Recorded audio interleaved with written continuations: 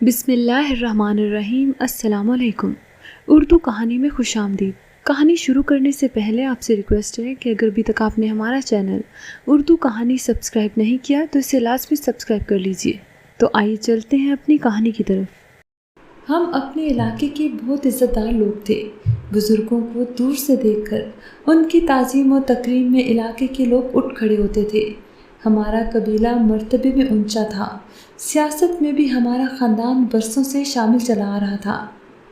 ان حالات میں ہمیں خوش نصیب گردانا چاہتا تھا۔ کسی شے کی کمی نہ تھی، لیکن میں پھر بھی خود کو بد نصیب کہتی ہوں، کیونکہ قبیلے کی دشمنی کا سلسلہ جو نسل در نسل چلتا تھا، جب یہ خونی کھیل شروع ہو جاتا ہم امن کو ترسنے لگتے تھے۔ ہمارے آبائی گھر پہاڑوں میں تھے۔ تعلیم حاصل کرنے کی خاطر شہروں میں رہائشی مکانات تھے، تاہم بزرگ زیادہ تر آبائی گھروں میں ہی رہنا پسند کرتے تھے، جبکہ نوجوان نسل کو شہر اچھا لگتا تھا۔ یوں ہم سال میں 8-9 ماہ شہر میں تو باقی عرصہ پہاڑوں میں سکونت پذیر ہوتے تھے۔ ان دنوں ہمارے یہاں بدلے کی شادی کا رواج تھا۔ بچوں کے نکاح بچپن میں کر دیتے تھے۔ میرا نکاح میرے والد کے چچا زاد بھائی کے بیٹے نور الدین سے اس وقت ہوا جبکہ میں ابھی 3 برس کی تھی اور وہ 14 سال کا تھا۔ اس بندھن کے بدلے میں میرے بھائی کی شادی نور الدین کی بہن نجوہ سے کر دی گئی۔ بھائی اور بھابھی دونوں شادی کے بعد خوش و خرم زندگی گزارنے لگے۔ 1970 سے ہمارے گھرانوں میں تعلیم کا رواج پنپنے لگا۔ بابا جان نے شہر میں گھر خرید لیا اور ہم بچوں کو اسکول میں داخل کرا دیا گیا۔ تعلیم کی روشنی دلوں اور ذہنوں کو منور کرتی ہے تو انقلاب آ جاتا ہے۔ ہم جب بڑے ہوئے تو باشعور ہونے لگے، رسم و رواج کی افادیت اور قباحتوں کو بھی سمجھنے لگے۔ جب میں 7ویں میں تھی معلوم ہوا کہ میرا نکاح نور الدین سے ہو چکا ہے۔ والدین کا خیال تھا کہ میٹرک کر لوں گی تب وہ میری رخصتی کر دیں گے۔ میں نے میٹرک کے بعد ضد کی، مجھے گریجویشن کرنی ہے۔ میری ضد کے آگے والد صاحب بے بس ہو گئے، کیونکہ وہ مجھ سے بہت محبت کرتے تھے۔ یوں انہوں نے مجھ پر تعلیم کے دروازے بند نہ کیے۔ میرے سسرال والوں کو پتہ چلا کہ میں نے میٹرک پاس کر لیا ہے تو وہ بابا جان کے پاس آ گئے کہ اب آپ ریحانہ کی رخصتی کرا دیں۔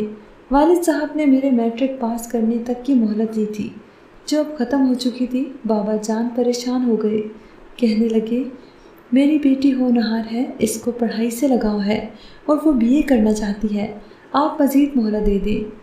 وہ مہلت دینے پر قطعی آمادہ نہ تھے۔ بہت بحث و تکرار کے بعد انہوں نے فیصلہ کیا کہ اگر آپ ابھی رخصتی نہیں دے سکتے تو ہمارا بیٹا بھی 4 سال مزید انتظار کی اذیت نہیں سہ سکتا، لہٰذا ہم اس کی شادی کر دیں گے تاکہ وہ ازدواجی تقاضوں سے جائز طریقے سے بہرہ ور ہو۔ 4 سال کے بعد جب ریحانہ BA مکمل کر لے گی تو ہم اس کی رخصتی لے لیں گے۔ والد صاحب نے مجھے بتایا وہ ایسا کہہ رہے ہیں، اب تم کیا کہتی ہو؟ تمہیں تو تعلیم حاصل کرنی ہے تو پھر سوتن بھی قبول کرنی ہوگی اور تم نور الدین کی دوسری زوجہ کے روپ میں اس کے گھر جاؤ گی۔ میں تعلیم کی محبت میں اتنی سرشار تھی کہ کالج جانے کے عوض ہر شرط منظور تھی۔ بس میں نے بابا جان کو کہہ دیا بے شک نور الدین 1 نہیں 4 شادیاں رچا لے، مجھے کوئی اعتراض نہیں ہے، مگر مجھے کالج جانے سے نہ روکا جائے۔ سب نے کہا کہ نادان لڑکی، تم نور الدین کی منکوحہ ہو اور اپنے پیروں پر آپ کلہاڑی مار رہی ہو۔ ایسا کہنے سے پہلے 100 بار سوچ لو۔ لیکن مجھے ازدواجی زندگی کی قید میں پھنسنے اور پہاڑوں کے اندر تاریک غاروں میں رہنے کی کوئی چاہ نہ تھی، لہٰذا میں نے اپنے فیصلے کو حتمی قرار دیا۔ یوں میرے سسرال والے نا امید ہو کر لوٹ گئے۔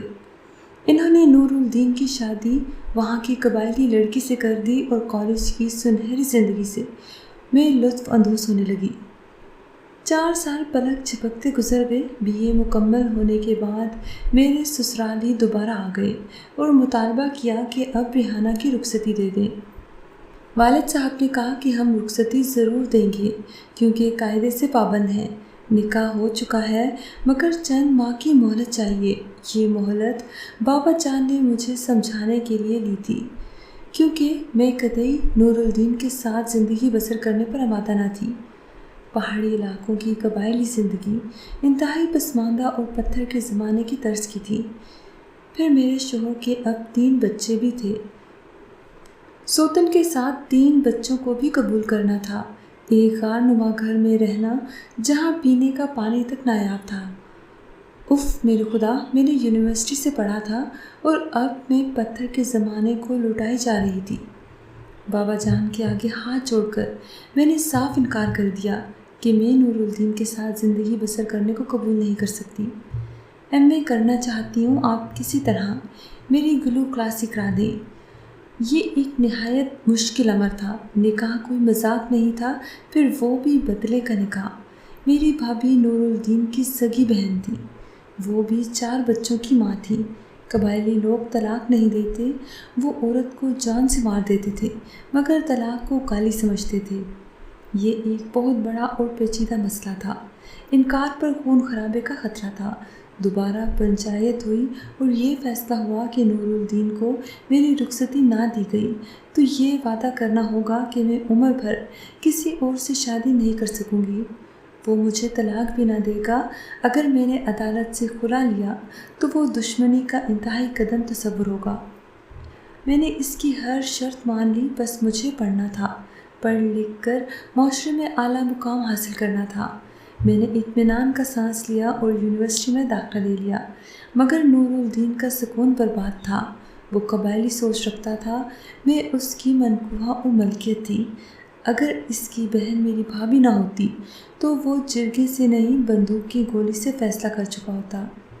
ایم اے کے دوران ایک کلاس فیلو سے میں متاثر ہو گئی اور میرے دل میں اس کے لیے جگہ بنتی گئی۔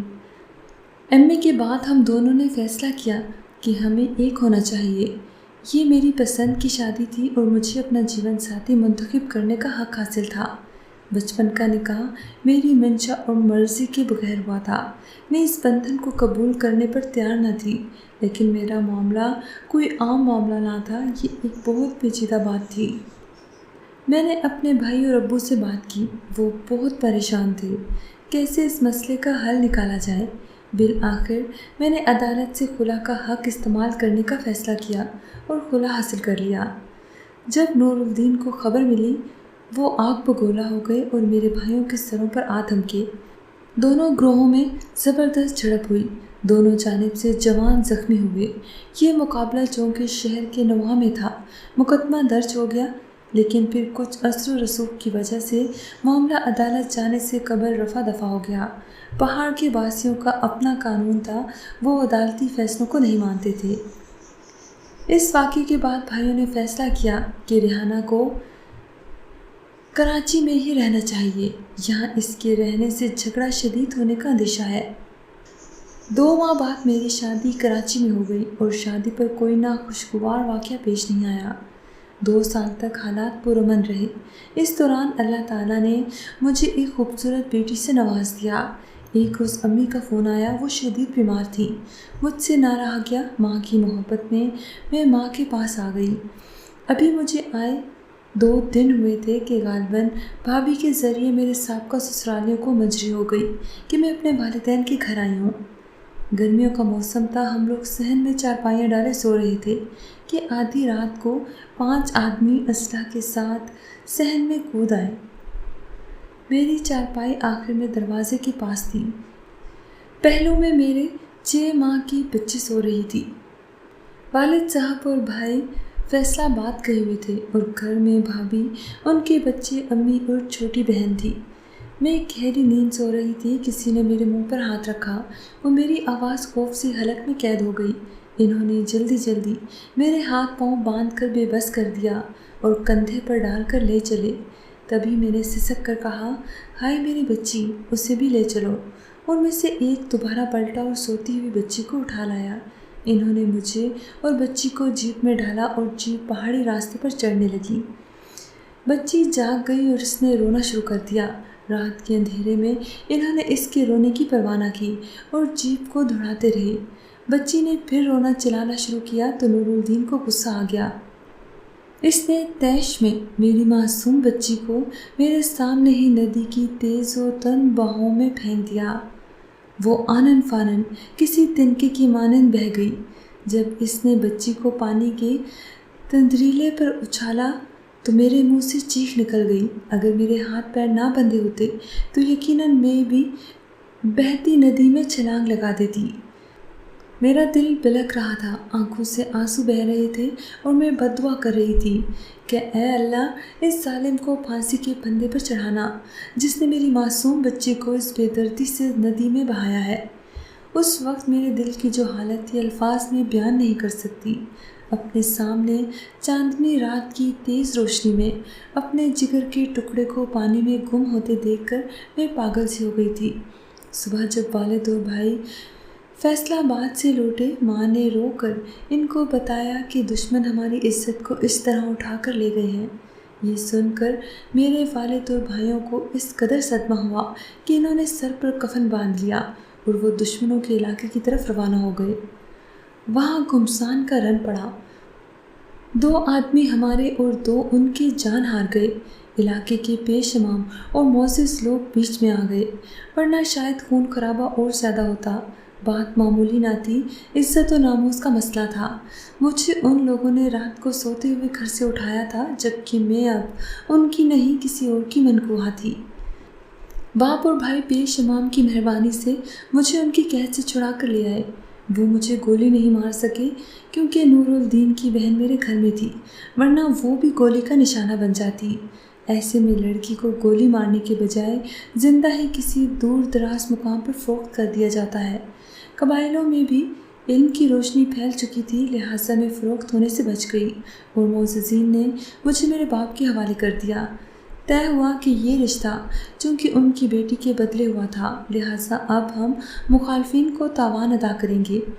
جانوں کی سلامتی کی خاطر میرے والد نے تاوان ادا کر کے معاملہ ختم کرا دیا۔ یوں میری بھابھی کا گھر بھی اجڑنے سے بچ گیا، کیونکہ 4 بچوں کی زندگی کا سوال تھا۔ یہ تنازع تو ختم ہو گیا مگر دل پر گہرے گھاؤ ڈال گیا۔ سب سے بڑا گھاؤ میرے دل کا تھا۔ میری معصوم بے گناہ بچی طوفانی لہروں میں ڈبو دی گئی تھی۔ اس کا خون کسی کے سر تھا، اس کا تو کسی نے ازالہ نہ کیا۔ دن میں رات اٹھتے بیٹھتے رو رو کر بد دعا دیتی۔ جب وہ منظر آنکھوں میں بھرتا میں نور الدین کو بد دعا دیتی، اللہ سے فریاد کرتی کہ تو میرا انصاف کرنا، تو ہی سب سے بڑا انصاف کرنے والا ہے۔ میری معصوم بچی کے قاتل کو سزا دے، ایسی سزا کہ جو قاتلوں کے لیے مقرر ہے۔ اس واقعے کے 3 برس بعد نور الدین کے گاؤں میں جھگڑا ہو گیا۔ وہ اس وقت موجود نہ تھا جب یہ جھگڑا ہوا، مگر شک کی بنا پر اس کا نام بھی مقتولین کے وارثوں نے پرچے میں درج کرا دیا۔ بعد میں شواہد کچھ اس طرح نور الدین کے خلاف گئے کہ اس کو سزائے موت سنا دی گئی۔ بے شک اس نے وہ قتل نہ کیا تھا جس کے الزام میں اسے پھانسی ہونی تھی، مگر اس نے قتل تو کیا تھا۔